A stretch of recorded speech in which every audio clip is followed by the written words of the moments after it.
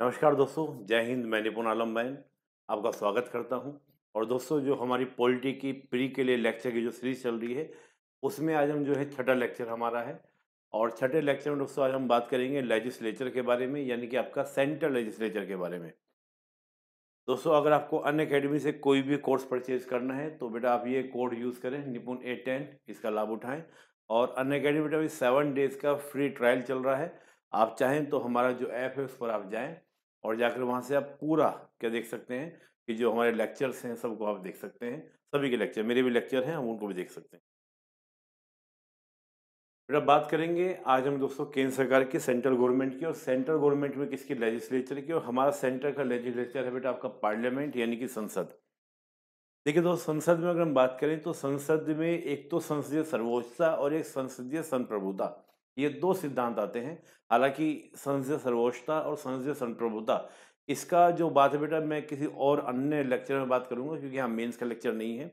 लेकिन ये जान लीजिए कि हमारे यहाँ संसदीय सर्वोच्चता का नहीं, बल्कि संसदीय संप्रभुता का, मतलब पार्लियामेंट्री सुपरमेसी का नहीं, बल्कि पार्लियामेंट्री सोवरेनिटी का दोस्तों क्या सिद्धांत चलता है। सर्वोच्चता का सिद्धांत वहाँ पर ब्रिटेन में, जहाँ संसद जो कहते हैं सब कुछ है, हमारे यहाँ ऐसा नहीं है। दोस्तों, अगर हम पार्लियामेंट की बात करें तो पार्लियामेंट के बेटा 3 अंग होते हैं, प्रेसिडेंट, लोकसभा और राज्यसभा। आप जानते ही हैं। हम बेटा लोकसभा राज्यसभा की बात करेंगे। ये तो आप जानते हैं कि राज्यसभा उच्च सदन है, लोकसभा निम्न सदन है। राज्यसभा की 250, प्रेजेंट में 245, 233 निर्वाचित होते हैं राज्यों से। पीआर विद एसटीवी, राज्यों की विधानसभा से पीआर विद एसटीवी पद्धति से निर्वाचित होते हैं। तो वहीं दोस्तों हम बात करें लोकसभा की, डायरेक्ट इलेक्शन से, यानी कि आपका FPPS, first party post system से आते हैं। 500 200 552 मैक्सिमम सीटें हैं, 545 प्रेजेंट में हैं, जिसमें 543 200 क्या थे आपके निर्वाचित होते हैं, 2 आपके नॉमिनेटेड होते थे। लेकिन अभी रिसेंटली संशोधन करके जो 2 एंग्लो इंडिया का नॉमिनेशन होता था 2020 से समाप्त कर दिया गया है, अब नहीं है दोस्तों। बेटा इतना ही पर्याप्त है, बाकी आप इसको पढ़े ही होंगे। हम सीधा बात करते हैं लोकसभा और राज्यसभा की बेटा शक्तियों के बारे में। इसके अलावा थोड़ा सा बेटा हम बात कर लें इनके पदाधिकारियों के बारे में। हम राज्यसभा और लोकसभा के पदाधिकारी, अगर बेटा हम लोकसभा के अंदर बात करें, प्रोटेम स्पीकर। प्रोटेम स्पीकर कौन होता है दोस्तों? जब भी लोकसभा की बेटा पहली बैठक होती है चुनाव के बाद, तो चुनाव के बाद राष्ट्रपति क्या करते हैं, किसी भी सीनियर मोस्ट मेंबर को प्रोटेम स्पीकर की शपथ दिलाते हैं। प्रोटेम स्पीकर चुन लिया जाता है। प्रोटेम स्पीकर के 2 ही काम हैं, एक तो जितने भी नए मेंबर आए हैं उनको शपथ दिलाना, और दूसरा नए अध्यक्ष के चुनाव में सदन की मदद करना। अध्यक्ष बेटा क्या है कि 11वीं लोकसभा से सहमति बनी थी कि अध्यक्ष हमेशा क्या होगा, आपका रूलिंग पार्टी से होगा, और उपाध्यक्ष जो होगा बेटा वो आपका अपोजिशन से होगा। ये एक सहमति दोस्तों बनी हुई है। अध्यक्ष जो है दोस्तों, ये मान के चलिए कि जितनी भी आपका पूरा विधायिका है, यानी कि हम चाहे लोकसभा की बात करें, राज्यसभा की बात करें, या पूरे देश की विधायिका की बात भी अगर करते हैं, तो उसका बेटा सुप्रीम सबसे बड़ा कौन माना जाता है? लोकसभा का स्पीकर माना जाता है। अगर आपको किसी मंच पर सरकार के तीनों अंगों के, कार्यपालिका, विधायिका, न्यायपालिका के प्रतिनिधि दिखाई देंगे, तो वहाँ पर विधायिका का प्रतिनिधि आपको स्पीकर दिखाई देगा। बाकी आपको कार्यपालिका का दोस्तों प्राइम मिनिस्टर, और आपका न्यायपालिका का तो आपको सुप्रीम कोर्ट के चीफ जस्टिस वो दिखाई देंगे। तो स्पीकर बहुत महत्वपूर्ण है दोस्तों। स्पीकर के बाद दोस्तों बहुत सारी पावर है। बहुत सारी पावर के मतलब हम बात करें, जैसे मान लीजिए वैसे तो ये वोट करता नहीं है, लेकिन अगर वोट बराबरी हो जाए तो एक निर्णायक मत यानी डिसाइडिंग वोट देता है। ये बेटा इनके पास में राइट है। इसके अलावा पूरे हाउस का दोस्तों मान के चलिए, पूरे हाउस के क्या है, ये एक पेरेंट्स के तरह से हैं, एक अभिभावक की तरह से हैं। किसी भी सदस्य को कोई भी दिक्कत होती है तो स्पीकर को शिकायत कर सकता है। तो स्पीकर बेटा बहुत सारी पावर, मनी बिल को अप्रूवल देना कौन करेगा? स्पीकर करेगा। तो बेटा इस तरह की बहुत सारी पावर क्या है स्पीकर के पास में आपकी होती हैं। स्पीकर की उपस्थिति अनुपस्थिति में बेटा आपका डिप्टी स्पीकर जो होता है बेटा वो सदन की क्या करता है? अध्यक्षता करता है। और मान लो अगर आपका बेटा उपाध्यक्ष भी ना हो तो बेटा एक पैनल बनाया जाता है कि भाई अगर अध्यक्ष भी ना हो, स्पीकर भी ना हो, डिप्टी स्पीकर भी ना हो, तो ये क्रम बनाया जाता है कि भाई अगर हम दोनों ना हुए तो आप बनेंगे, आप भी ना हुए तो ये बनेंगे। तो ऐसे बेटा पैनल बोलते हैं, इसको बोलते हैं panel of the deputy speaker. इसके अलावा आपका जनरल सेक्रेटरी होता है हर हाउस के अंदर, चाहे लोकसभा हो चाहे राज्यसभा हो, सब में एक जनरल सेक्रेटरी होता है जो बेटा पूरा क्या होता है टेक्निकल, सामान्यतः बेटा प्रशासनिक सेवाओं से ये होता है। और आईएएस अधिकारी सामान्यतः होता है, लेकिन इनका काम क्या है बेटा? परमानेंट होता है। स्पीकर हैं सब लोग परमानेंट नहीं होते, 5 साल के लिए जो कार्यकाल है कि वो मेंबर के बीच में चुने गए हैं। दोस्तों क्या है कि जो महासचिव है वो आईएएस अधिकारी, ये पूरा जो सदन की कार्रवाई कैसे होगी, कैसे नहीं होगी, इसके संचालन में जो टेक्निकल जानकारी है, कानूनी जानकारियाँ हैं, उसमें बेटा मदद करता है किसकी, स्पीकर की। स्पीकर को सदन के संचालन में हेल्प करता है। इसके अलावा house of leader, house of leader बेटा कौन होगा, या तो पीएम खुद होंगे या कोई मंत्री होगा, यानी कि पूरे सदन का नेता। मैं इनको हालांकि अपनी भाषा में मॉनिटर बोलता हूँ। तो बेटा इनका काम क्या होता है, सदन के संचालन में स्पीकर की मदद करना, या तो पीएम खुद होंगे या कोई मंत्री, रूलिंग पार्टी से ही सदन का नेता होगा। फिर बेटा विपक्ष का नेता, प्रतिपक्ष का नेता। बेटा प्रतिपक्ष के नेता की हम बात करें, विपक्ष का नेता, ये बेटा 1977 से इसको कैबिनेट मंत्री का दर्जा दिया गया था, विपक्ष के नेता को, house of leader of opposition. बेटा लेकिन लीडर ऑफ अपोजिशन बनने की एक कंडीशन है कि कम से कम 10% सीटें होनी चाहिए, और दूसरा जितनी भी विपक्षी पार्टी हैं उनमें सबसे ज़्यादा क्या सीटें होनी चाहिए, लेकिन मिनिमम आपका 10% सीटें होनी चाहिए उस पार्टी की, तभी वो अपना लीडर बना सकती है। हम वर्तमान में देखें, पिछली लोकसभा में देखें, कोई भी विपक्ष का नेता नहीं बन पाया।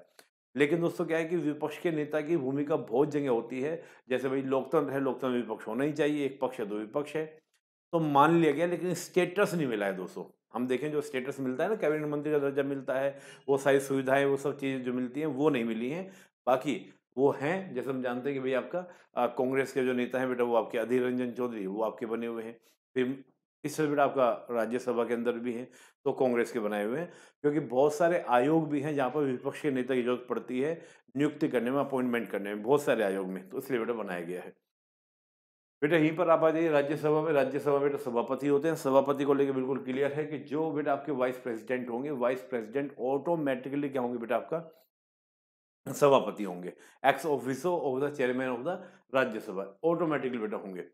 उनका संचालन अगर वो बेटा वो ना हो तो आपका क्या होंगे, डिप्टी चेयरमैन होंगे। बेटा जो डिप्टी चेयरमैन है बेटा, वो मेंबर के बीच में चुने जाएंगे, राज्यसभा के बीच में चुने जाएंगे। सभापति तो बेटा मेंबर से चुने नहीं जा रहे हैं। बेटा अगर स्पीकर आपका चेयरमैन और डिप्टी चेयरमैन नहीं, तो बेटा वहाँ भी पैनल बनता है, और वहाँ भी बेटा आपका जनरल सेक्रेटरी होता है, वहाँ भी हेड लीडर ऑफ हाउस होता है। बेटा यहाँ भी क्या होंगे, तो पीएम या बेटा कोई मिनिस्टर। कंडीशन ये है कि उस हाउस का मेंबर होना चाहिए उसको, है ना, जो भी मंत्री बनेंगे उसके मेंबर होने चाहिए। जैसे मनमोहन जी जब थे, तो मनमोहन जी बेटा राज्यसभा के क्या थे, हाउस ऑफ लीडर थे, है ना। बेटा इसके अलावा नेता प्रतिपक्ष, यानी कि यहाँ पे आपका विपक्ष नेता होंगे। लोकसभा और राज्यसभा की बेटा शक्तियों की तुलना कर लेते हैं, इससे पता चल जाएगा कि दोनों की क्या शक्तियां हैं। हम तुलना कर लेते हैं बेटा, इसको मैं 3 कैटेगरी में बांटा हूँ। पहली कैटेगरी की जहाँ लोकसभा और राज्यसभा की दोनों की समान शक्ति है, तो इससे क्लियर हो जाएगा लोकसभा की शक्ति क्या है, राज्यसभा की शक्ति क्या है। कुछ ऐसी शक्तियां बेटा जो केवल लोकसभा के पास है, राज्यसभा के पास नहीं है, और कुछ ऐसी शक्तियां जो केवल राज्यसभा के पास है, लोकसभा के पास नहीं है। लेकिन पहले बात करते हैं जहाँ दोनों की बेटा क्या समान शक्तियां हैं। बेटा प्रेसिडेंट को हटाना हो या प्रेसिडेंट को चुनना हो, वाइस प्रेसिडेंट को चुनना हो या बेटा उसको हटाना हो, दोनों की समान शक्ति है। अध्यादेश यानी कि ऑर्डिनेंस और आपातकाल, बेटा ऑर्डिनेंस दोनों के द्वारा पास होता है, ऐसी इमरजेंसी दोनों के द्वारा पास होती है, दोनों की समान शक्ति है।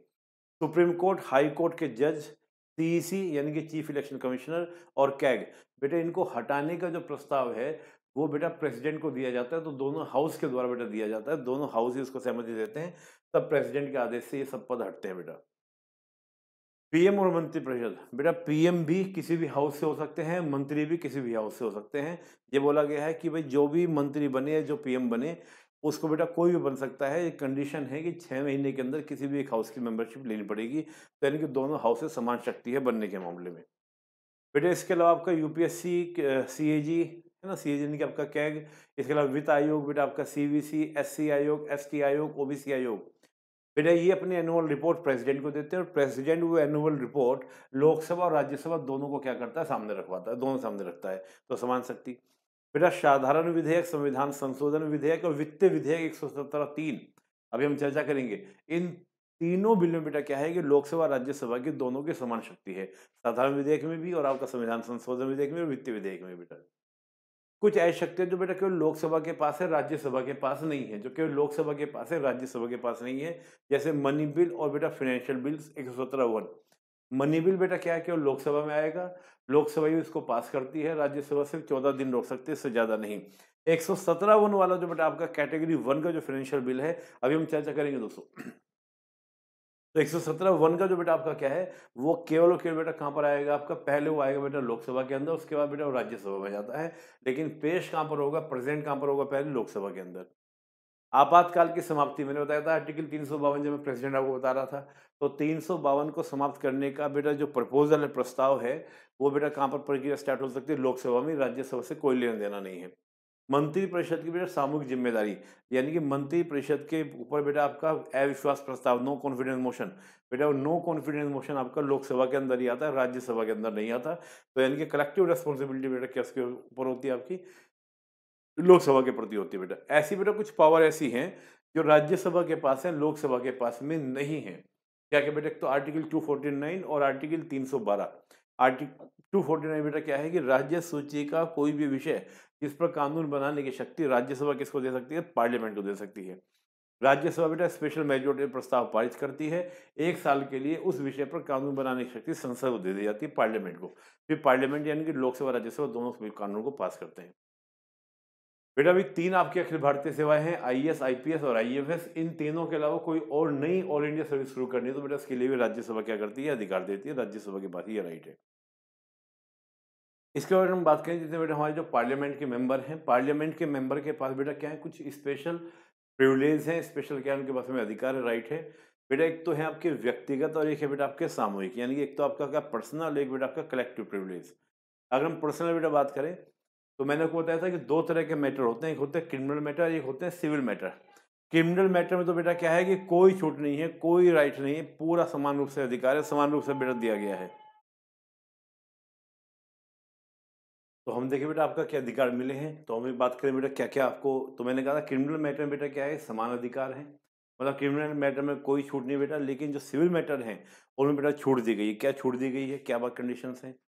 कि सिविल मैटर में क्या है बेटा, जिस समय सत्र चल रहा हो और हम जानते हैं सत्र हमारे यहाँ 3 होते हैं। तो जब सत्र चल रहा हो तब गिरफ्तारी नहीं होगी, सत्र से 40 दिन पहले नहीं होगी और सत्र समाप्ति के 40 दिन बाद गिरफ्तारी नहीं होगी। बेटा मोटा-मोटा मतलब निकलता है कि 5 साल तक जब तक वो अपने पद पर हैं तो उनकी कोई अरेस्टिंग बेटा नहीं होगी। संसद में भाषण देने की स्वतंत्रता, संसद में जो चाहे बोल दें, उसको बेटा न्यायपालिका में कटघरे में खड़ा नहीं कर सकता, न्यायपालिका में बोला नहीं जा सकता, बेटा बिल्कुल फ्री है। न्यायालय में बेटा प्रमाण देने से मुक्ति, जिस समय सत्र चल रहा हो तो सत्र के दौरान किसी भी तरीके से उनको कोर्ट में कोई सबूत देना हो, कोई प्रमाण देना हो, कोई बात कहनी हो, तो बेटा उसको उनको क्या पूरा छूट मिली है, उनको बिल्कुल भी बुलाया नहीं जा सकता। बेटा फिर सामूहिक विशेषाधिकार, गुप्त कार्रवाई को प्रकाशन का अधिकार नहीं है। यानी कि अगर बेटा कोई ऐसा लगता है कि आप देखते हो कई बार क्या होता है, हाउस की कार्रवाई कुछ समय के लिए स्थगित कर दी जाती है या फिर भाई अब इसका प्रकाशन नहीं होगा। तो बेटा ये सभी के लिए है कि वो चाहे तो गुप्त मतदान मतलब गुप्त आपकी बैठक कर सकते हैं। सदस्य व बाहरी व्यक्ति को दंड दे सकती है अवमानना पर। बेटा क्या है कि पार्लियामेंट को ये अधिकार है, पार्लियामेंट के इनके स्पीकर को ये अधिकार है, कोई भी सांसद ये मुद्दा उठा सकता है कि फलाना सदस्य ने, फलाना व्यक्ति ने, कोई मेंबर है बेटा, कोई व्यक्ति भी है ना, कोई व्यक्ति ने कि संसद की अवमानना की है, तो बेटा संसद उसको क्या कर सकती है? दंड दे सकती है, पनिशमेंट दे सकती है। सदस्य की कारावास के तुरंत सूचना का अधिकार।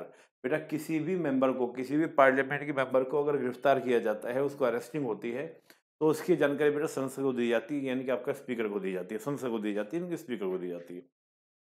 पीठासीन अधिकारी की अनुमति के बगैर कोई भी व्यक्ति और सदस्य गिरफ्तार नहीं किया जा सकता, चाहे सिविल मामला हो, चाहे आपका क्रिमिनल मैटर हो। यानी कि हाउस के अंदर पीठासीन अधिकारी यानी कि स्पीकर या डिप्टी स्पीकर, उनकी परमिशन के बगैर बेटा किसी की अरेस्टिंग नहीं होगी। पार्लियामेंट्री कमेटी बेटा, पार्लियामेंट कमेटी बेटा क्या होती है? पार्लियामेंट्री कमेटी क्या होती है? मंत्रियों को ये मान लीजिए कि कार्यपालिका के ऊपर जो बर्डन होता है, उस बर्डन को कम करने के लिए हम बोल सकते हैं। पार्लियामेंट्री कमेटी के अंदर बेटा कोई मंत्री मेंबर नहीं होता। हम जानते हैं कि हमारे यहाँ बेटा जो मंत्री होते हैं, वो मंत्री होने के साथ-साथ विधायिका के मेंबर भी होते हैं, यानी कि लेजिस्लेचर के मेंबर भी होते हैं। और जब लेजिस्लेचर के बेटा मेंबर होते हैं, उनको दोनों जगह काम करना है, इधर भी काम करना है और उधर भी काम करना है। तो ऐसे में कि उनके ऊपर अति भार हो जाता है, एक्स्ट्रा लगेज हो जाता है। तो उस स्थिति में बेटा उनको उस चीज़ को सँभालने के लिए, कंट्रोल करने के लिए कैसे भी उनके ऊपर क्या ना अति भार ना हो, एक्स्ट्रा बर्डन ना हो, उस बर्डन को बेटा क्या करना है? रिलीफ़ देना है, रिलीज़ देना है। तो बेटा इसके लिए आपका पार्लियामेंट्री कमिटीज़ हैं। पार्लियामेंट्री कमिटीज़ की बेटा हम बात करें तो बेटा 2 तरह की आपकी होती है, एक तो होती है स्टैंडिंग और एक होती है आपकी एड हॉक, यानी कि स्थायी और अस्थायी। स्थायी में बेटा अगर हम बात करें तो स्थायी में बेटा आपकी 6 कैटेगरी की होती हैं। एक आपकी वित्तीय समितियाँ, विभागों से संबंध समितियाँ, जाँच की समितियाँ, परीक्षण एवं नियंत्रण के गठित समितियाँ, सदन की दैनिक कार्य संबंधित समितियाँ, सदन समितियाँ एवं सेवा समितियाँ। ये बेटा 6 कैटेगरी होती है। सब फाइनेंशियल कमेटी की बेटा ज़्यादा चर्चा होती है, ये 3 होती हैं। डिपार्टमेंट रिलेटेड कमेटी बेटा आपको 24 होती हैं। जांच के लिए कमेटी बेटा आपकी 3 होती हैं, जो मैंने 3 लिखी हुई है, इंपॉर्टेंट ज़्यादा रहती हैं, चर्चा में ज़्यादा रहती हैं। विशेषाधिकार समिति, याचिका समिति, आचार समिति। बेटा इसके अलावा आपके परीक्षण और नियंत्रण के लिए गठित समिति ये 6 हैं टोटल, और सदन के दैनिक कार्य संबंधी समिति बेटा ये आपकी 4 हैं। सदन समिति तथा सेवा समिति बेटा ये 4 हैं। और अगर हम एडहॉक कमेटी की बेटा बात करें, एडहॉक कमेटी से बहुत सारी समय के अकॉर्डिंग बनती रहती हैं। आवश्यकता होती बना दी जाती है, आवश्यकता खत्म हो जाती है, समाप्त हो जाती है। मेनली बेटा 2 आपकी चर्चा में ज़्यादा रहती हैं, पावर समिति यानी कि सिलेक्ट कमेटी, और आपका संयुक्त समिति यानी कि जॉइंट कमेटी। जॉइंट कमेटी में बेटा आप देखते होंगे इंडियन पॉलिटिक्स में अक्सर चर्चा में रहती है बेटा। हम बेटा अगर वित्तीय समितियों की बात करें तो हमारे यहाँ 3 वित्तीय समिति हैं, इनसे भी क्वेश्चन बेटा ज़्यादा पूछे जाते हैं। एक तो बेटा आपका एस्टीमेट कमेटी 1921 से बेटा बनाई गई थी। इसमें 30 के 30 मेंबर बेटा लोकसभा से होते हैं, कार्यकाल 1 वर्ष होता है, और लोकसभा के जो अध्यक्ष होते हैं बेटा उसके द्वारा क्या होते हैं, निर्वाचित होते हैं, बनाए जाते हैं। ठीक बेटा, लोकसभा के द्वारा यानी कि आपके बनाए जाते हैं, दोनों के द्वारा, केवल बेटा लोकसभा के मेंबर। बेटा इस पाकलन समिति का बेटा काम क्या होता है, एस्टीमेट कमेटी का बेटा काम ये होता है, एस्टीमेट कमेटी का उसी तरह से काम है, सिंपल समझिएगा बेटा, इसका काम ये होता है कि खर्चे के साथ साथ सुझाव देना। अगर कोई एक्सपेंड कर रही है बेटा लोकसभा में, मान लो अनुदान, सबके पैसे की बात सारी लोकसभा के अंदर आती है, तो लोकसभा अगर कोई खर्चा कर रही है बेटा, तो उस खर्चे को लेकर कोई भी सुझाव देना हो, कोई सजेशन देना हो, तो बेटा वो लोकसभा के द्वारा यानी पाकलन समिति के द्वारा दिया जाता है कि भाई आप ये खर्चा करें, ये खर्चा ना करें, ये खर्चा करें, ये ना करें। यानी कि खर्चे की बात नहीं। बेटा लोक लेखा समिति की बात करें, ये 1919 के बेटा एक्ट में दी गई थी, और बाद में बेटा आपको 1921 में बेटा इसको बनाया गया। बेटा इस कमेटी की अगर हम बात करते हैं, समिति की बात करते हैं, लोक लेखा समिति के बारे में बात करें, तो बेटा लोक लेखा समिति जो है बेटा आपका, लोक लेखा समिति बेटा इसके 22 मेंबर होते हैं, 15 बेटा लोकसभा से, 7 आपके राज्यसभा से। बेटा इसका काम क्या होता है कि जब खर्चा हो जाता है, तो खर्चा होने के बाद बेटा एनुअल क्या करती है, जांच करती है, एनुअल। यहाँ तक कि कैग की जो रिपोर्ट होती है बेटा, कैग की रिपोर्ट की भी जांच बेटा कौन करती है, आपकी लोक लेखा समिति बेटा करती है। इसके दोनों हाउस से मेंबर आते हैं, टोटल 22 मेंबर होते हैं, 15 लोकसभा से, 7 आपकी राज्यसभा से। फिर बेटा सार्वजनिक उपक्रमों संबंधी समिति, बेटा ये कृष्ण मेनन समिति की सिफारिश पर 1964 में बनाई गई थी। बेटा इसके भी कितने मेंबर होते हैं, 22 मेंबर होते हैं, 15 लोकसभा से, 7 आपके राज्यसभा से। बेटा इसका काम क्या है कि जितनी भी सरकारी उपक्रम है, सरकारी कंपनियां हैं, जितनी भी आप सरकारी मतलब देखेंगे, उपक्रम देखेंगे, कंपनियां देखेंगे, उन सबके बेटा खर्चों की जांच करना, और बेटा ये आपका वित्तीय समिति का, फाइनेंशियल कमेटी का बेटा काम होता है। ठीक है, क्लियर। आगे चले बेटा। बेटा मैंने आपको एक बताई पावर समिति, जो सिलेक्ट कमेटी बेटा क्या होती है, किसी विधेयक की जांच के लिए बेटा गठित की जाती है, और सांसद बेटा पावर समिति के मेंबर होते हैं, आप जानते हैं। पावर समिति की अध्यक्षता बेटा सत्ताधारी दल के सांसद के द्वारा की जाती है, और पावर समिति का गठन एक विशिष्ट उद्देश्य के लिए किया जाता है, और रिपोर्ट देने के बाद बेटा उसको समाप्त कर दिया जाता है।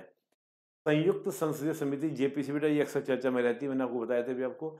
यह संसद द्वारा विशेष उद्देश्य के लिए स्थापित की जाती है, किसी विषय पर विधेयक की विस्तृत जांच के लिए की जाती है।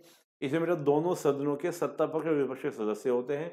जैसे बेटा कार्यकाल समाप्त होने पर या इसका कार्य पूरा होने पर उसको समाप्त कर दिया जाता है। संसद के एक सदन के द्वारा प्रस्ताव पारित किए जाने पर दूसरे द्वारा इसके के लिए सहमत होने के बाद भी जेपीसी की स्थापना की जा सकती है। जेपीसी की सदस्यों की संख्या बेटा भिन्न भिन्न होती है, डिपेंड करता है कि क्या मुद्दा उसके अकॉर्डिंग बेटा बनाया जाता है। जेपीसी का बेटा उद्देश्य क्या है, मोटिव क्या है। एक तो जेपीसी की सिफारिश एक प्रेरक मूल्य है, वो सरकार के लिए बेटा बाध्यकारी नहीं होती।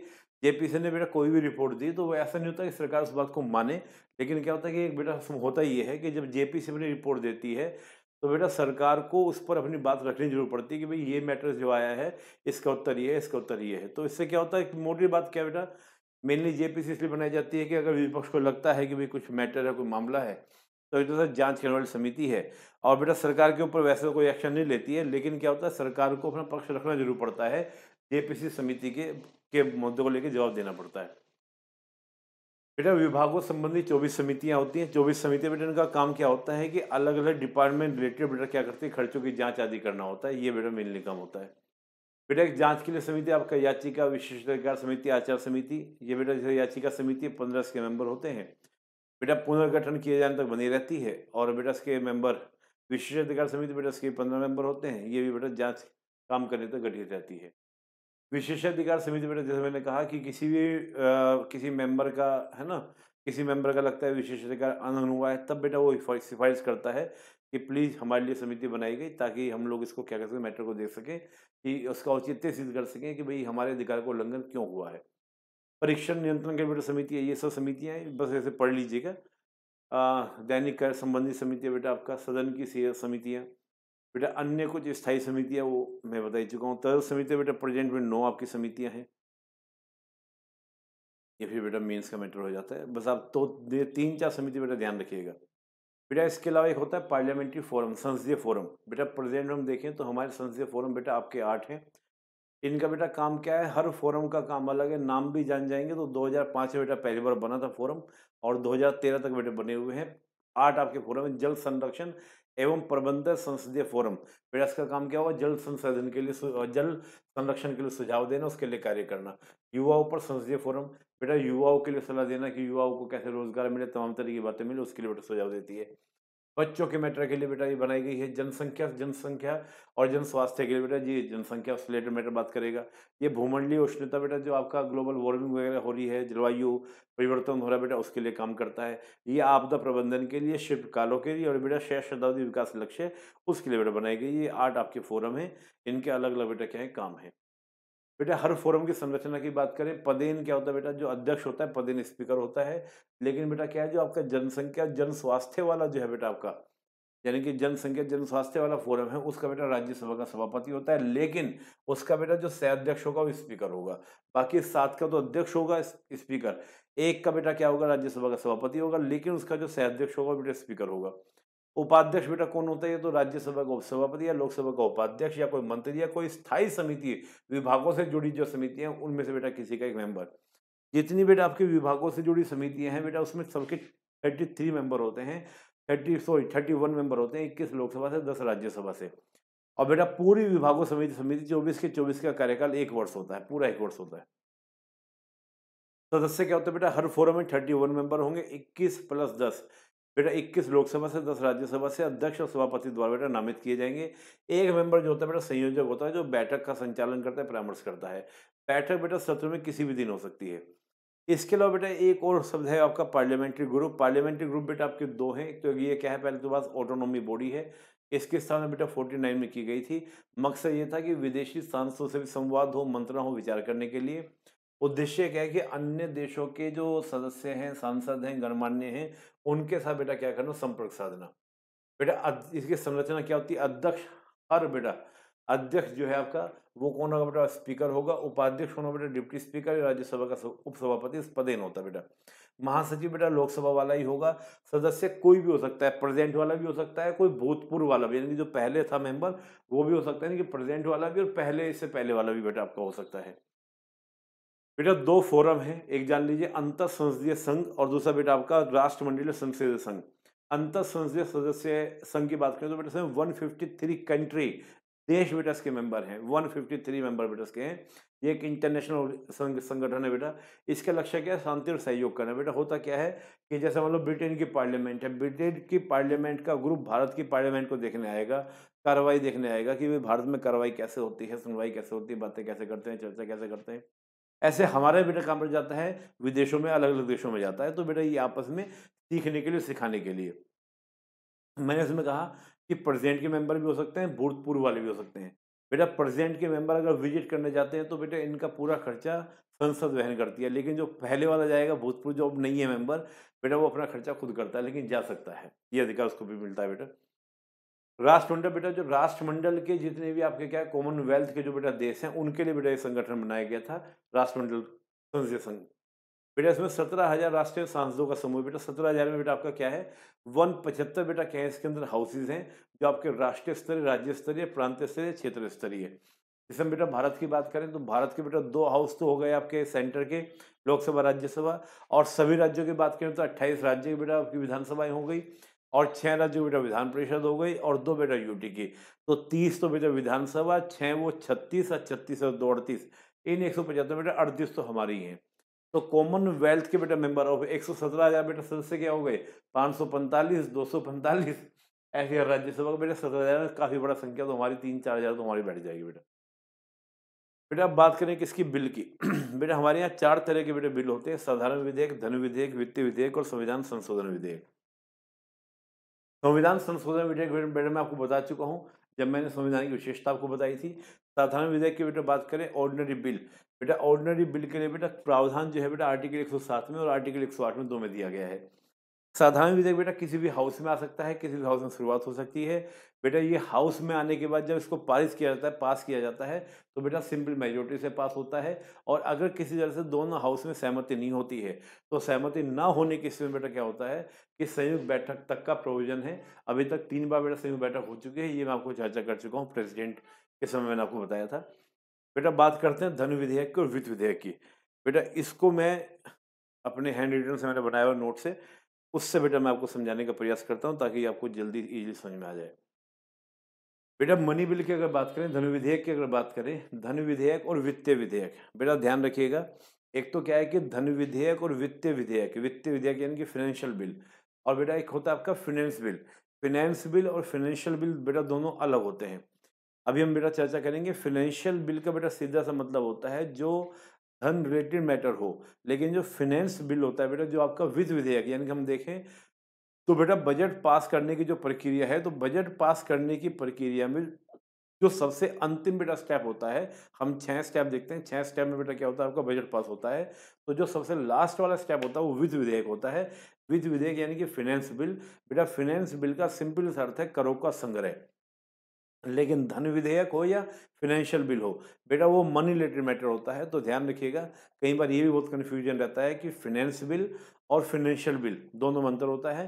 फाइनेंशियल बिल यानी कि वित्तीय विधेयक, फाइनेंस बिल यानी कि आपका वित्त विधेयक। वित्त विधेयक बेटा टैक्स रिलेटेड होगा, फाइनेंशियल बिल बेटा मनी रिलेटेड होगा, मनी रिलेटेड मैटर्स में आएगा। अब बेटा पहले बात करें हम लोग मनी बिल की। मनी बिल के बेटा डेफिनेशन आर्टिकल 110 में दी गई है। जितने भी बेटा बिल होते हैं इनको बेटा 2 कैटेगरी में आपको बांटना है, चाहे वो फाइनेंशियल बिल हो या आपका मनी बिल हो। एक तो बेटा कौन-कौन से मैटर किस बिल के अंदर आएँगे, और दूसरा बेटा उसका प्रोसीजर क्या है। इन्हीं दोनों के अंतर बेटा कोई बिल स्पष्ट होता है। बेटा अगर हम बात करें मनी बिल में, मनी बिल का बेटा सिंपल समझिएगा, टैक्स रिलेटेड बेटा कोई भी बिल आएगा तो वो मनी बिल होगा। टैक्स रिलेटेड कोई भी अगर आएगा, टैक्स में बेटा घटाना हो, बढ़ाना हो, खत्म करना हो, नया लगाना हो, कुछ भी करना हो बेटा, तो उसके लिए मनी बिल आएगा, पहली बात। दूसरा बेटा क्या, कोई भी लोन या तो आपने बेटा लोन को वापस करा हो या लोन आपको मिला हो पैसा। सिंपल सी बात बेटा, हमारे यहाँ 3 तरह के फंड है गवर्नमेंट के पास। एक तो बेटा कॉन्सोलिडेटेड फंड, एक पब्लिक अकाउंट फंड, और तीसरा बेटा कॉन्टीजेंसी फंड। कॉन्सोलिडेटेड फंड यानी कि संचित निधि, फिर लोक लेखा निधि, और बेटा आपका आकस्मिक निधि। संचित निधि में बेटा अगर पैसा कहीं से भी आए, चाहे उधार का आए या बेटा हम किसी को उधार चुकती करें, उधार वापस करें, तो बेटा वो कहाँ होगा, आपका कॉन्सोलिडेटेड फंड से होगा, और वो उसके लिए मनी बिल आएगा। यानी कि कोई भी लोन है आपका, बेटा कॉन्सोलिडेटेड फंड से कोई भी एप्रोप्रिएशन ऑफ द मनी, यानी कि कॉन्सोलिडेटेड फंड से अगर पैसा निकालना है, पैसा निकालना बेटा यानी कि एप्रोप्रिएशन करना, विनियोग करना, यानी कि बेटा क्या करना, पैसा खर्च नहीं हुआ है बल्कि क्या होता है पैसा निकालना। जैसे आप देखें, जब हम बजट बेटा पास करते हैं, तो बजट पास करने में बेटा जो 5वां स्टेप होता है वो विनियोग विधेयक होता है। विनियोग विधेयक का मतलब यही होता है कि विनियोग विधेयक के माध्यम से कॉन्सोलिडेटेड फंड से पैसा निकालकर अलग अलग मंत्रालयों के अकाउंट में बांट दिया जाता है। डेट इज द एप्रोप्रिएशन, यानी कि विनियोग। पैसा निकाला गया, खर्च नहीं हुआ, दोस्तों ध्यान रखिएगा। कॉन्सोलिडेटेड फंड और बेटा आपका कॉन्ट्रीजेंसी फंड, यानी कि कॉन्सोलिडेटेड फंड या कॉन्ट्रीजेंसी फंड, दोनों में बेटा कस्टडी यानी कि अभिरक्षा यानी कि जमा करना। कॉन्सोलिडेटेड फंड में बेटा पैसा जमा करना है तो बेटा उसके लिए क्या आएगा, मनी बिल आएगा। इसके अलावा बेटा आपका कॉन्ट्रीजेंसी फंड के अंदर बेटा पैसा जमा करना है तो उसके लिए मनी बिल आएगा। बेटा जो आपका कॉन्ट्रीजेंसी फंड यानी कि आकस्मिक निधि है, आकस्मिक निधि में बेटा 500 करोड़ रुपए रखा जाता है, मान ली वो बेटा इमरजेंसी के लिए। और अगर पैसा कम होता है तो बेटा क्या होता है कि कॉन्सोलिडेटेड फंड से पैसा निकालकर मनी बिल के माध्यम से कॉन्ट्रीजेंसी फंड के अंदर यानी कि आकस्मिक निधि के अंदर डाल दिया जाता है। तो बेटा इसके लिए भी क्या आएगा, मनी बिल आएगा। इसके अलावा रिसिप्ट ऑफ मनी, बेटा कोई भी मनी अगर आपको क्या होती है, रिसीव होती है, कहीं से भी आपको मिले। बेटा मनी कहाँ से मिलेगी, एक तो बेटा आपका कहाँ से मिलेगी, CFA यानी कि कॉन्सोलिडेटेड फंड। कॉन्सोलिडेटेड फंड मुझे CFA याद आ गया। चलिए बेटा कॉन्सोलिडेटेड फंड, कॉन्सोलिडेटेड फंड बेटा क्या आपका, कॉन्सोलिडेटेड फंड का मतलब ये हुआ कि अगर बेटा आपको कहीं से कोई भी बेटा क्या होता है पैसे प्राप्त होते हैं, कहीं से बेटा आपको पैसे मिलते हैं, तो कॉन्सोलिडेटेड फंड के अंदर बेटा पैसे डालते हैं, कहीं से मिले। बेटा कहीं से आपको क्या इन्वेस्टमेंट आया हो, कहीं से आपको लोन मिला हो, कहीं बेटा आपको कोई भी प्राप्ति कुछ भी रिसिप्ट हुआ हो बेटा, ठीक है ना, तो वो सब बेटा कॉन्सोलिडेटेड फंड में जाएंगे। पब्लिक अकाउंट फंड से बेटा जो भी पैसा मिला हो बेटा वो भी आपका कहाँ जाएगा, आपका इसी के अंदर मनी बिल के थ्रू बेटा क्या होगा, इसमें जमा होगा। बेटा ध्यान कर लीजिएगा, कॉन्सोलिडेटेड फंड में पैसा कहाँ कहाँ से आता है बेटा? गवर्नमेंट को कोई रेवेन्यू होता है, गवर्नमेंट को बेटा टैक्सेस मिलते हैं, गवर्नमेंट को बेटा लोन मिलता है, कोई इन्वेस्टमेंट आता है बेटा, सारा कॉन्सोलिडेटेड फंड में जाएगा। सारा खर्चा बेटा कॉन्सोलिडेटेड फंड से होता है। पब्लिक अकाउंट में बेटा पैसा कहाँ से आता है? पब्लिक अकाउंट के अंदर पैसा बेटा वो होता है जो जनता के द्वारा दिया जाता है और बैंकिंग सिस्टम के थ्रू दिया जाता है बेटा। जनता क्या करती है? जैसे किसान विकास पत्र खरीद लिया, इंदिरा विकास पत्र खरीद लिया, गवर्नमेंट के बेटा कुछ वो बॉन्ड्स खरीद लिए, तो बेटा जनता का पैसा होता है जिसको क्या जनता, जैसे मान लो 10,000 रुपये का बेटा किसी जनता ने क्या किया, पब्लिक का वो गवर्नमेंट का कोई फंड खरीद लिया, कोई बेटा बॉन्ड खरीद लिया 3 साल के लिए, 5 साल के लिए, तो 5 साल बाद सरकार क्या करती है? उसको बेटा वापस लौटाती है पैसा। अब 5 साल में बेटा 10,000 खरीदे थे तो 10,000 को बेटा बढ़ा कर देगी, जैसे 11,000 12,000। बेटा इसमें दो फायदे हो जाते हैं पब्लिक अकाउंट फंड में। एक तो जनता में बस सेविंग की आदत डल जाती है, और दूसरा बेटा जनता के पास कलेक्शन भी होता है, सरकार के पास भी एक लिक्विडिटी आ जाती है। सरकार उस पैसे को कहीं और इन्वेस्टमेंट कर देती है, उससे सरकार कमा लेती है। जैसे मान लो 13,000 कमाए, 12,000 जनता को वापस कर दिया, 1,000 रुपये सरकार की भी कमाई हो गई। वो 1,000 रुपये जो प्राप्ति होगी बेटा उसके लिए भी क्या होगा? मनी बिल होगा। और वो बेटा वो 1,000 रुपये कहाँ डाला जाएगा? वो डाला जाएगा आपका कॉन्सोलिडेटेड फंड में मनी बिल के द्वारा।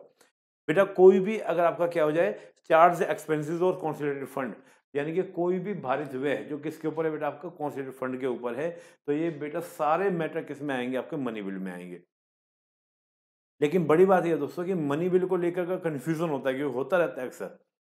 जैसे पिछले दिनों बेटा आधार कार्ड को लेकर हुआ था, तो अगर बेटा किसी भी बिल को लेकर के ये फाइनेंशियल बिल होगा या मनी बिल होगा, बेटा इसका प्रमाणित करने का, अप्रूवल करने का काम किसका? स्पीकर का। स्पीकर तय करते हैं कि मनी बिल के रूप में जाएगा या फाइनेंशियल बिल के रूप में जाएगा।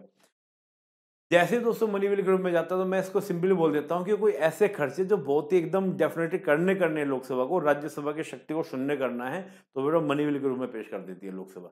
अब मनी बिल यानी कि लोकसभा यानी कि आपका सरकार, सरकार का बेटा क्या मेजोरिटी है लोकसभा के अंदर। बेटा प्रोसीजर क्या होगा? एक तो बेटा certified by the speaker, speaker के सर्टिफिकेशन से आएगा, स्पीकर अप्रूवल देगी हाँ भाई ये मनी बिल है। और दूसरा बेटा प्रेसिडेंट की परमिशन से, प्रेसिडेंट की पूर्व अनुमति ली जाती है। उसके बाद लोकसभा में पहली बार आएगा, लोकसभा में, बाद में जाएगा राज्यसभा में। राज्यसभा इसको 14 दिन रोक सकती है, 14 दिन से ज़्यादा नहीं। कोई सुझाव भी दे तो लोकसभा मानने के लिए बेटा बाध्य नहीं है। टोटल बेटा पावर किसके पास में? लोकसभा के पास में है। बेटा जॉइंट सीटिंग नहीं हो सकती, यानी कि संयुक्त बैठक नहीं हो सकती। संयुक्त बैठक बेटा किसमें होती है? केवल ऑर्डिनरी बिल में। ये 117(3) या 117(1) की कंडीशन बेटा हो सकती है। 117 की वित्त विधेयक में हो सकती है। बेटा इसके अलावा पार्लियामेंट वो प्रेसिडेंट के बेटा रिकमेंडेशन की बेटा क्या है? वो सॉरी, पार्लियामेंट बेटा क्या? रिकंसिडरेशन, पुनर्विचार के लिए, यानी कि प्रेसिडेंट जो है बेटा इसको पुनर्विचार के लिए, यानी कि रिकंसिडरेशन नहीं करा सकता, यानी कि पुनर्विचार नहीं कर सकता। हाँ ये जरूर है बेटा, एब्सोल्यूट वीटो लगा सकता है, मना कर सकता है कि पैसा खर्च मत करो। कोई इमरजेंसी आ गई, पैसा निकाला किसी और चीज़ के लिए, लेकिन कुछ इमरजेंसी आ गई तो बेटा प्रेसिडेंट मना कर सकते हैं कि पैसा नहीं निकलेगा, साइन करने को मना कर सकते हैं। जनरली ऐसा होता नहीं बेटा। बेटा इसके बाद हम बात करें, इसके बेटा हम बात करते हैं फाइनेंशियल बिल की। बेटा फाइनेंशियल बिल की जब हम बात करते हैं तो फाइनेंशियल बिल की बेटा दो कैटेगरी, कैटेगरी 1, कैटेगरी 3। कैटेगरी 1 में बेटा आपका 117(1) के अंदर दिया गया है, और कैटेगरी 3 बेटा आपका 117(3) के अंदर दी गई। कैटेगरी 1 की बेटा बात करें, मैटर की हम बात करें, तो बेटा ध्यान दीजिएगा, कैटेगरी 1 में जो भी फाइनेंशियल बिल आएगा बेटा उसका क्या है, दो उसके अंदर विषय शामिल होंगे। एक तो बेटा मनी बिल उसके अंदर शामिल होगा ही होगा, यानी कि मनी बिल होना ही होना चाहिए बेटा, मनी बिल होना निश्चित है, यानी कि मनी बिल होगा ही होगा। मनी बिल होना ही होना बेटा, मनी बिल को हम टाल नहीं सकते, ये होना ही पड़ेगा, करना ही पड़ेगा मनी बिल को। मनी बिल होगा ही होगा, पहली बात। और दूसरा बेटा उसमें क्या होगा, एक दूसरा मैटर क्या होगा, एडमिनिस्ट्रेटिव बेटा कोई भी एक्सपेंसेस हो सकता है, लेकिन बेटा मनी रिलेटेड मैटर होना चाहिए। कोई भी एडमिनिस्ट्रेटिव मुद्दा हो, प्रशासनिक मुद्दा हो, जिसका बेटा कोई पैसे से लेना देना ना हो, यानी कि मनी बिल तो पैसे का मामला तो उसमें होगा ही होगा, लेकिन साथ ही कोई एडमिनिस्ट्रेटिव मामला भी होना चाहिए जिसका पैसे से कोई लेना देना ना हो, तो बेटा वो होगा आपका कैटेगरी 1 वाला आपका क्या, वित्तीय विधेयक। जैसे हम आधार कार्ड वाले मैटर में कह सकते हैं बेटा वो यहाँ पे आना चाहिए था, लेकिन लाया गया था मनी बिल को लेकर। बेटा इसका प्रोसीजर क्या होगा, प्रोसीजर आएगा बेटा लोकसभा में, और बेटा प्रेसिडेंट की पूर्व परमिशन पे आएगा, लेकिन परमिशन यानी प्रेसिडेंट की पूर्व परमिशन हो गई, पहली बार लोकसभा में क्या वो इंट्रोड्यूस हुआ, लेकिन बेटा लोकसभा से पास होने के बाद ये बेटा एकदम से बन जाता है आपका ऑर्डिनरी बिल बन जाता है, यानी कि लोकसभा से पास होने के बाद ये ऑर्डिनरी बिल बन जाता है। यानी कि इसका मतलब ये हुआ कि राज्यसभा जब तक पास नहीं करेगी, राज्यसभा जब तक पास नहीं करेगी, ये पास नहीं होगा, पारित नहीं होगा। तो राज्यसभा की बेटा स्टार्ट भले ही लोकसभा में हो, लेकिन क्या है जो समाप्ति है बेटा वो राज्यसभा की पूरी सहमति से होगा। बेटा कैटेगरी 2 की हम बात करें, कैटेगरी 2 में बेटा मैटर्स हम बात करें, एक्सपेंसेस ऑन द CF, यानी कि आपका कॉन्सोलिडेटेड फंड से बेटा खर्चा। ध्यान दीजिएगा, हमने जब पीछे बात की थी बेटा, वहाँ पे क्या बात की थी मैंने? विनियोग की बात की थी, यानी कि एप्रोप्रिएशन की बात की थी। बेटा यहाँ पे हम कह रहे हैं खर्चे को लेकर कि आप खर्च करना है, तो कंसोलिडेटेड फंड से कोई खर्चा करना है, तो बेटा वो क्या आएगा आपका? वो आपका 117(3) के अंदर आएगा।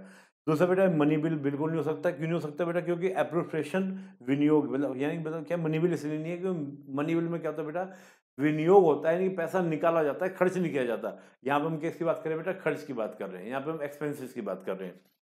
बेटा इसके प्रोसीजर की बात करें, प्रोसीजर बेटा क्या होगा कि बेटा not require of the permission of the president. इसमें प्रेसिडेंट की परमिशन की कोई जरूरत नहीं होती। बेटा ये सेम बेटा क्या है, वैसे व्यवहार करता है जैसे ऑर्डिनरी बिल बेटा करता है। ऑर्डिनरी बिल के तरह बेटा क्या करता है? व्यवहार करता है, यानी कि पूरा का पूरा ऑर्डिनरी बिल के लिए सेम लोकसभा राज्यसभा के बेटा किसी भी हाउस में भाई खर्चे की बात तो राज्यसभा भी कर सकती है ना, राज्यसभा को एक्सपेंसेस की बात करे, तो ये बेटा बात इसमें समझने की है। और लास्ट बेटा बात क्या, जो बेटा एप्रोप्रिएशन बिल होता है, मनी बिल होता है, फाइनेंशियल बिल होता है, बेटा तीनों पर मनी बिल की ही कंडीशन लगती है। एप्रोप्रिएशन बिल, बेटा एप्रोप्रिएशन बिल के अंदर भी क्या होता है?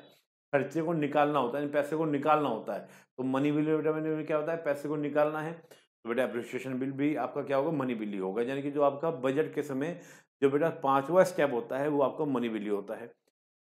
फाइनेंशियल बिल यानी कि बेटा जो आपका वित्तीय विधेयक है बेटा, वो भी क्या है आपका? एक तरह से मनी बिल की तरह ही होता है, मनी बिल की तरह ही बेटा काम करता है, क्योंकि इसके अंदर बेटा क्या हो रहा है? पैसे की बात हो रही है। फाइनेंशियल बिल इक्वल टू बेटा मनी बिल, यानी कि सॉरी, यानी कि जो फाइनेंस बिल है बेटा, फाइनेंस बिल क्या है? वो भी बेटा क्या होता है आपका? मनी बिल की तरह ही होता है। क्यों होता है फाइनेंस बिल? बेटा ये टैक्स का कलेक्शन है, और मनी बिल भी बेटा क्या है? टैक्स के लेके बात कर रहा है। तो ये बेटा ये भी क्या होगा आपका? मनी बिल की तरह ही, यानी कि फाइनेंस बिल यानी कि जो आपका जो बजट पूरा का पूरा है, वो बजट बेटा क्या होगा? पूरा आपका मनी बिल की तरह ही होगा, यानी कि आपका धन विधेयक की तरह ही होगा। बस बेटा यहाँ पर ये है कि जो एप्रोप्रिएशन बिल है बेटा, वो तो मनी बिल हो ही जाता है, लेकिन जो फाइनेंशियल बिल है, सारे फाइनेंशियल बिल जो है बेटा वो मनी बिल नहीं होते। कुछ फाइनेंशियल बिल मनी बिल होते हैं। जैसे हम बात करें 117(1) में जो 110 है, वो आपका बेटा मनी बिल होता है। तो ये बेटा हमने जाना, समझा?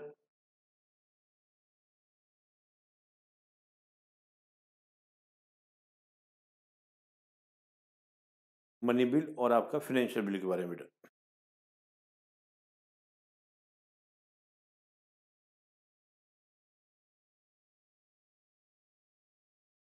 बेटा साधारण विधेयक का मैंने आपको बताया था। ऑर्डिनरी बिल की अगर हम प्रक्रिया की बात करें बेटा, फर्स्ट वाचन होता है बेटा, राजपत्र में प्रकाशित होता है। दूसरा वाचन बेटा खंड से बेटा क्या होता है? इसमें चर्चा होती है, और चर्चा होने के बाद बेटा वोटिंग होती है, पार्टी चर्चा होती है।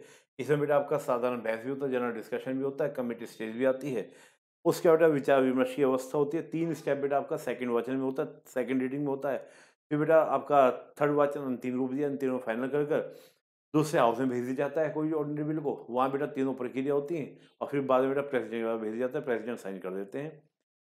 धन विधेयक बेटा मैंने आपको बता दिया, कॉन्सोलिडेटेड फंड है ना, कॉन्सोलिडेटेड फंड ये यानी कि जो हमारे फंड्स हैं गवर्नमेंट के, कॉन्सोलिडेटेड फंड, आपका पब्लिक अकाउंट फंड, और बेटा आपका कॉन्टीजेंसी फंड।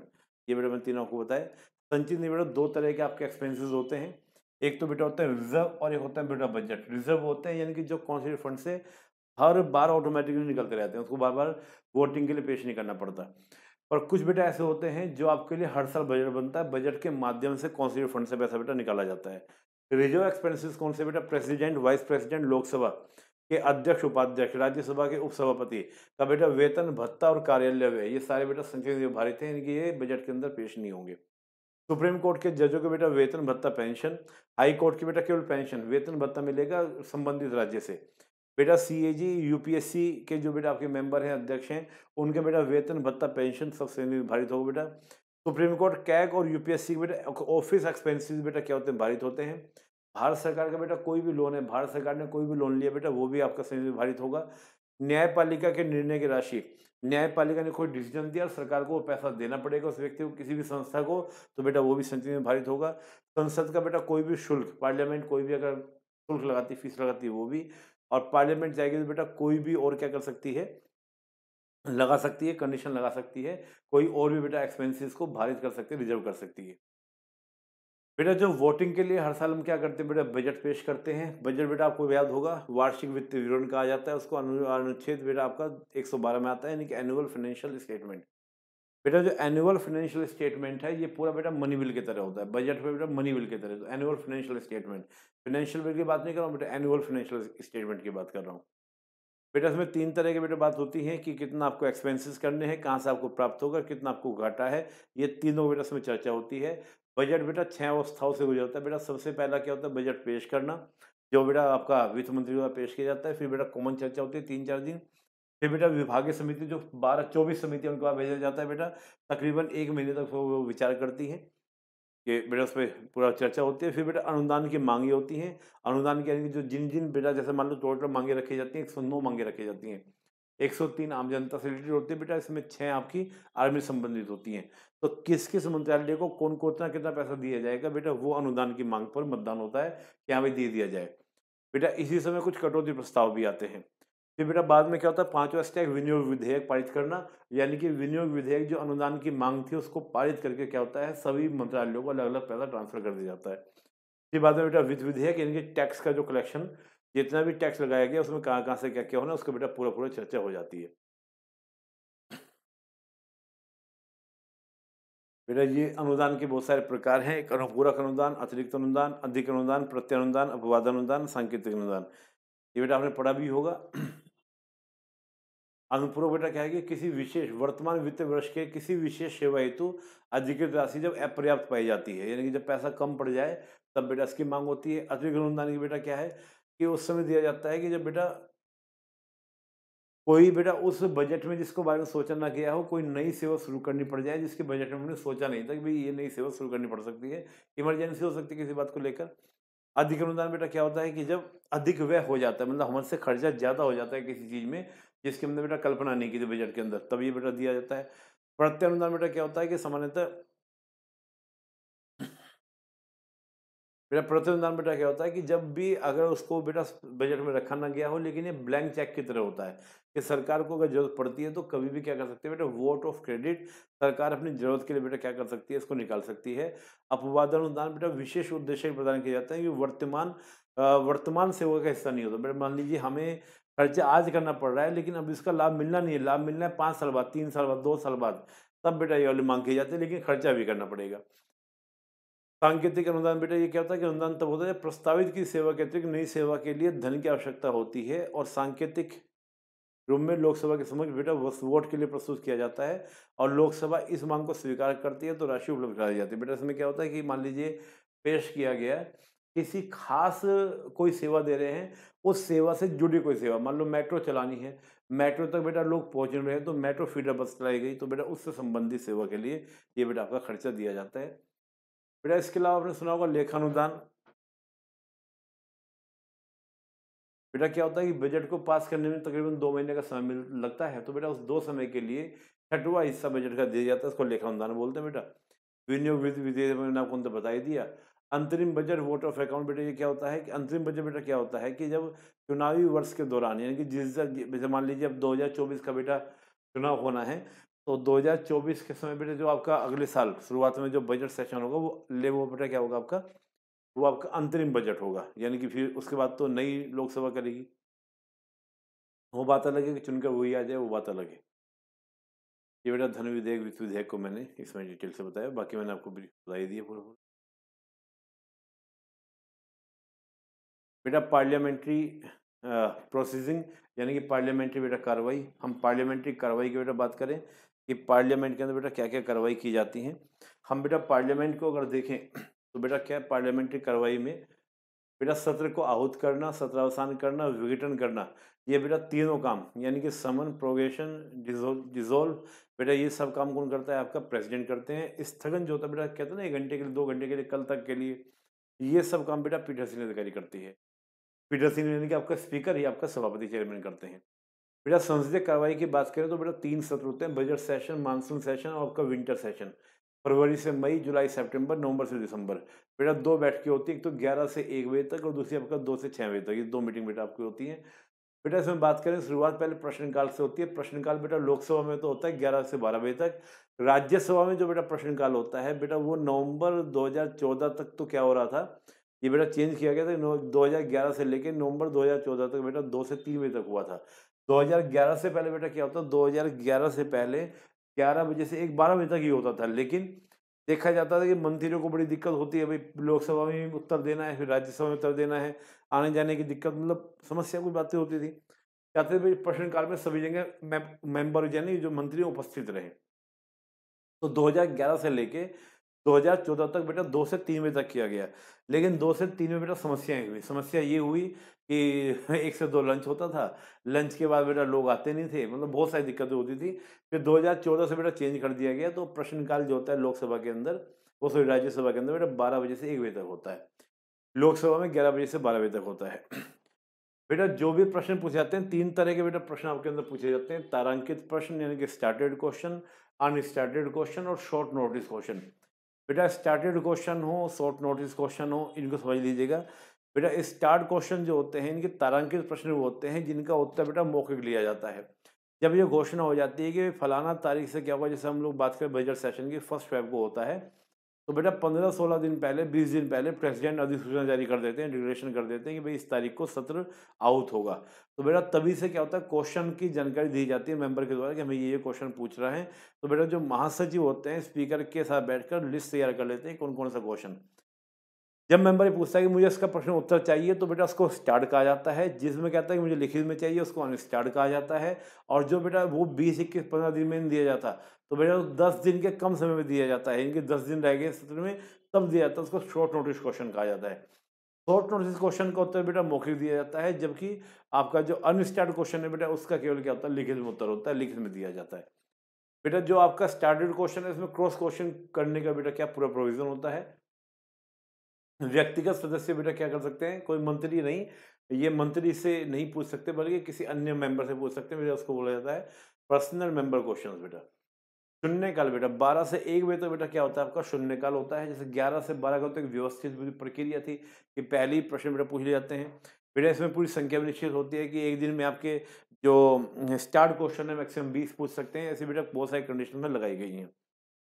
लेकिन 12 बजे क्या था बेटा, ये भारत की देन है, किसी और देश में नहीं। बेटा भारत ने ही शुरू किया इस प्रक्रिया को कि जब 11 से 12 में प्रश्न हो जाते हैं, तो 12 बजे वो शून्यकाल, जिसका जो मन करे प्रश्न पूछने का पूछ सकते हैं। लेकिन बेटा इसमें भी क्या होता है, बड़ा ही मतलब इसमें बड़ी समस्या होती थी। मैनेज नहीं हो पाता था, जिसका जो मन करे क्वेश्चन पूछ रहा है, जिसको जो मन कर रहा है चर्चा कर रही है वो प्रश्न पूछ रहा है। तो इससे बेटा अव्यवस्था होती थी। होता क्या है कि बेटा आपके जो रवि रे स्पीकर थे, उन्होंने बेटा इसको क्या किया, थोड़ा सा व्यवस्थित किया। और व्यवस्थित करते क्या कहा कि भाई अगर शून्यकाल में भी आपको प्रश्न पूछना है, तो उसको भी आप क्या करेंगे, पूर्व से जानकारी देंगे। हो सकता है एक दिन पहले जानकारी दे दें या उसी दिन जानकारी दे दें, ताकि क्या हो, अव्यवस्था ना हो। यानी कि सब लोग खड़े हो जाएं, मुझे पूछना है, मुझे पूछना है, हल्ला होने लगता है। तो होता क्या है, सुबह ही या 10 बजे क्या है, जानकारी दे दें कि हमें आज ये प्रश्न पूछना है, तो इसका मतलब शून्यकाल में पूछना है, तो उसकी भी पहले से बेटा लिस्टिंग कर ली जाती है। इसको बेटा व्यवस्थित कर दिया गया। राज्यसभा बेटा क्या होता है, 11:30 बजे राज्यसभा की कार्रवाई शुरू होती है, और बेटा आपका प्रश्नकाल उसका 12 से 1 बजे तक बेटा आपका होता है। 1 से 2 बेटा लंच होता है, और 2 से 6 बेटा दोपहरकालीन बैठक होती है। बेटा इसमें बहुत सारे प्रस्ताव लाए जाते हैं।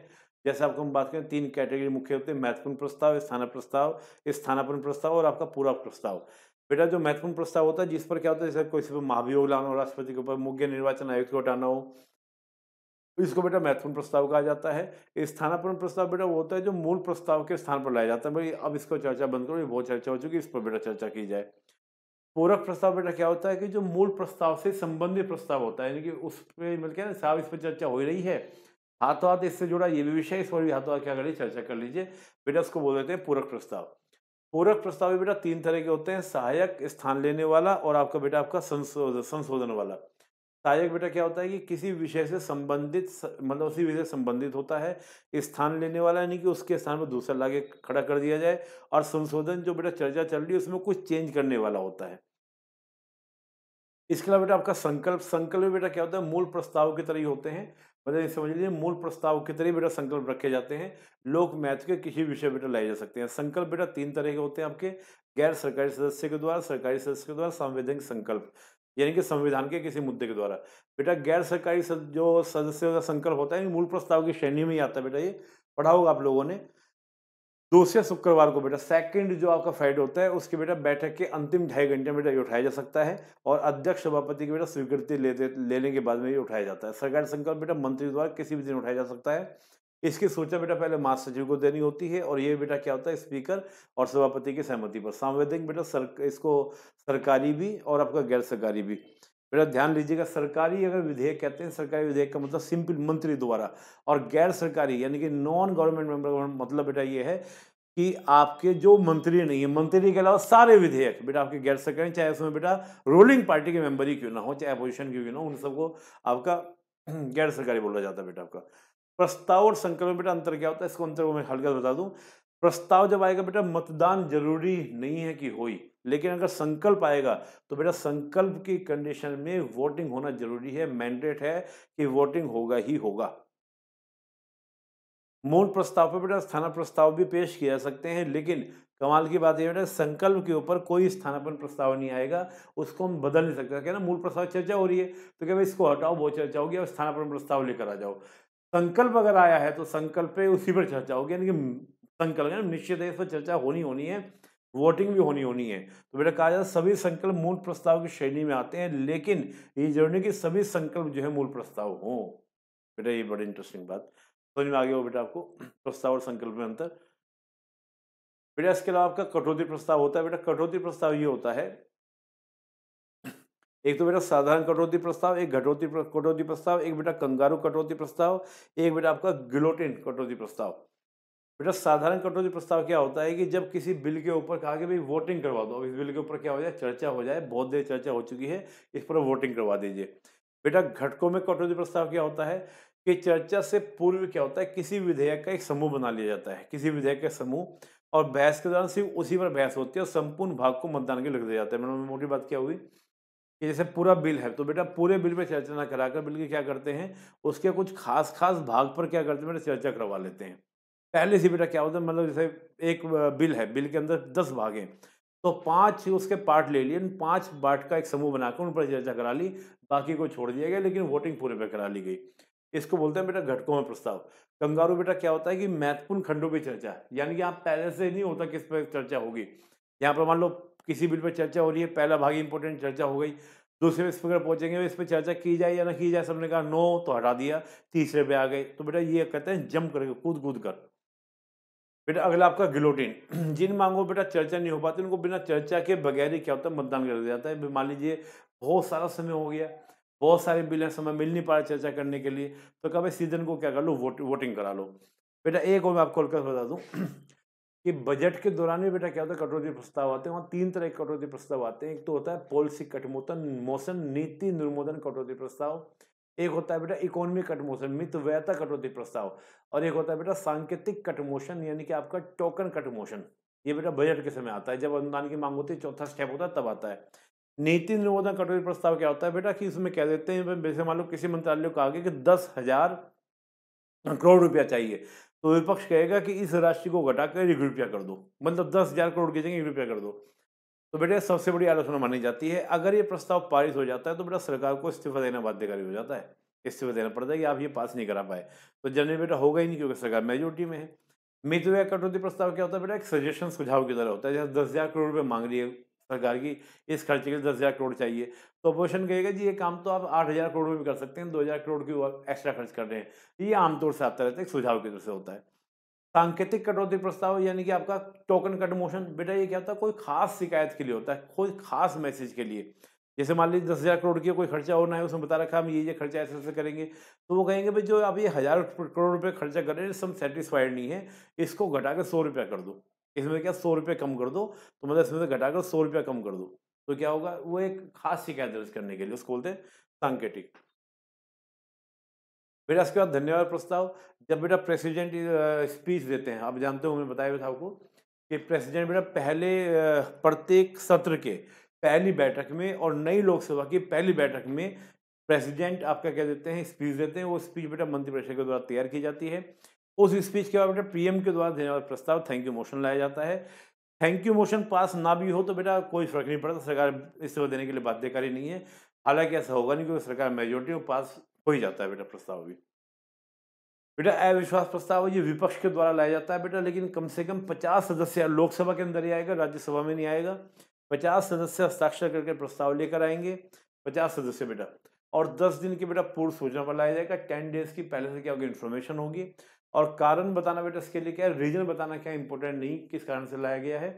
और बेटा अगर ये पास हो जाता है तो सरकार को इस्तीफा देना क्या है, बाध्यकारी त्यागपत्र देना पड़ेगा। लेकिन अगर पास नहीं होता है तो 6 महीने तक फिर बेटा आपका दोबारा से आपका अविश्वास प्रस्ताव नहीं आएगा। बेटा विशेषाधिकार प्रस्ताव जब किसी मेंबर का लगता है कि भाई हमारा जो स्पेशल प्रिविलेज था उसका उल्लंघन हुआ है, तब बेटा वो विशेषाधिकार प्रिविलेज मोशन लेकर आते हैं विशेषाधिकार।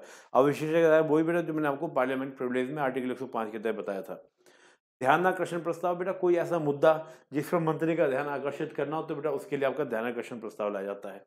स्थगन प्रस्ताव बेटा कोई बहुत ही महत्वपूर्ण मुद्दा है जिस पर चर्चा कराना क्या जरूरी है, तो सारी कार्रवाई को रोककर बेटा इस कार्रवाई पर, इस मुद्दे पर चर्चा करने के लिए आपका स्थगन प्रस्ताव यानी कि आपका एडजस्टमेंट मोशन लाया जाता है। बेटा इसकी सूचना बेटा 10 बजे पहले दे देते हैं और बेटा 4 से 6:30 बजे तक बेटा क्या होती है, इसकी चर्चा होती है।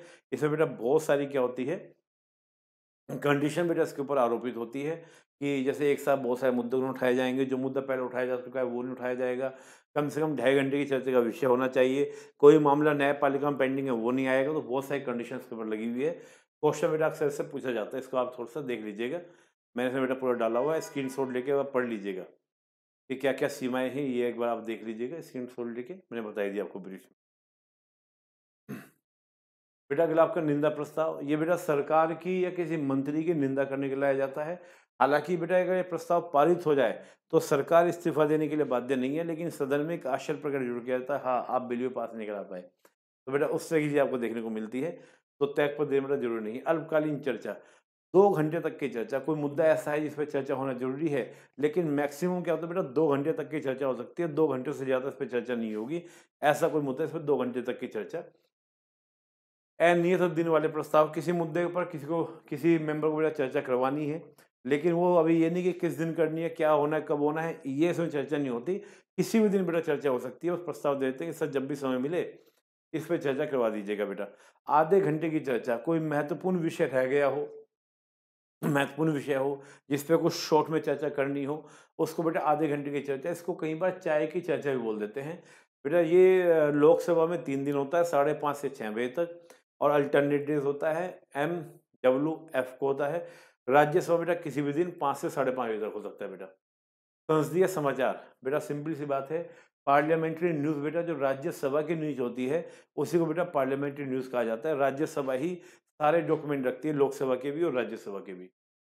जो जस्टिफिकेशन क्वेश्चन, बेटा कोई भी मंत्री ने कोई वक्तव्य दिया हो, कोई बात कही हो, तो बेटा क्या होता है कि सदन क्या करता है, उसमें एक सदस्य कोई भी ला सकता है कि भाई मंत्री जी ने जो ये कार्य किया उसको जस्टिफाई कीजिए कि ये कार्य क्यों किया, या जो ये वक्तव्य दिया इस वक्तव्य का औचित्य क्या है, इसको सिद्ध कीजिए। विशेष उल्लेख, बेटा किसी मेंबर को अपने क्षेत्र से रिलेटेड किसी मैटर को उठाना हो, अपने अपने एरिया से रिलेटेड किसी मैटर को उठाना हो, तो बेटा वो क्या करता है, स्पेशल मेंशन करता है, और 250 शब्द तक का बेटा हो सकता है। ये क्या होता है, पूरा लेटर घर से लिख के लेके आता है और आगे बेटा क्या करता है, पढ़ देता है, इसी को बोला जाता है स्पेशल मेंशन। कोई भी बात मेंशन करनी है, लेकिन जरूरी नहीं बेटा कि उस मेंशन करने के बाद उस मुद्दे पर चर्चा हो। सदन चाहेगा तो चर्चा होगी, सदन नहीं चाहेगा तो चर्चा नहीं होगी। बेटा संदेश, संदेश का मतलब मोटा मतलब क्या है बेटा, प्रेसिडेंट, लोकसभा, राज्यसभा, तीनों के अंदर बेटा क्या है, कोई भी किसी भी तरह का क्या हो, व्यवहार हो, डिस्कशन हो, मतलब यानी कि लोकसभा से राज्यसभा कोई फाइल जाए, राज्यसभा से लोकसभा, प्रेसिडेंट को फाइल ले जाए, उनको बेटा मैसेज संदेश आते हैं जाते हैं आपस में। क्रॉसिंग द फ्लोर, बेटा क्या होता है कि जब आपके स्पीकर बैठे हैं और सामने कोई मेंबर क्या बोल रहा है तो उनके बीच से निकलना बेटा संसदीय गरिमा का उल्लंघन माना जाता है। विदाई उद्गार, बेटा फेयरवेल, जिस दिन आपका स्पीकर या बेटा लास्ट जिस दिन मीटिंग होती है तो स्पीकर और या आपके बेटा सभापति सभी मेंबर को बोलते हैं, थैंक यू बोलते हैं कि भाई आपने सत्र के संचालन में बड़ी अच्छी मदद की, इसी को बेटा बोला जाता है। गणपूर्ति, बेटा ध्यान रखिएगा कम से कम 10 या 10वां हिस्सा, हाउस का 10वां हिस्सा या आपका 10, ये गणपूर्ति बेटा। सदन में भाषा बेटा हिंदी और अंग्रेजी दोनों का प्रयोग किया जाता है बेटा, दोनों के प्रयोग की दिए गए, लेकिन साथ में बेटा मातृभाषा में बोलने का अधिकार स्पीकर दे सकता है। बेटा जितने बिल आते हैं वो 2 ही नियम से आते हैं, या तो बेटा 184 से आएंगे, या फिर बेटा आपका क्या होगा 193 से आएंगे।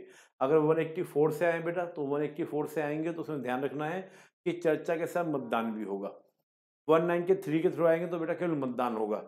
सरकार हम ज़्यादातर चाहती है कि सीधा वोटिंग हो, विपक्ष चाहता है कि हर मुद्दे पे चर्चा हो, उसके बाद वोटिंग हो। बेटा सदन में मतदान कैसे होता है?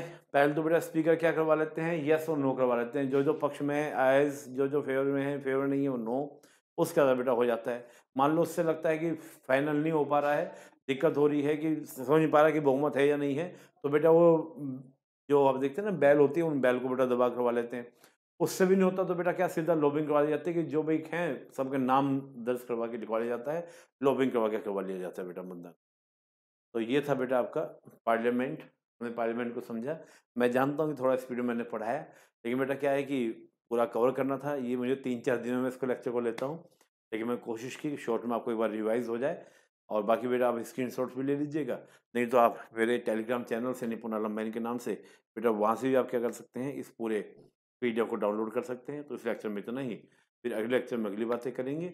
और आपको अनअकैडमी से कोई भी कोर्स परचेज़ करना है तो बेटा निपुण 810 कोड का प्रयोग करें और आप उसको डाउनलोड कर सकते हैं, यानी कि वहाँ से कोई भी कोर्स आप परचेज़ कर सकते हैं। बहुत-बहुत धन्यवाद। जय हिंद।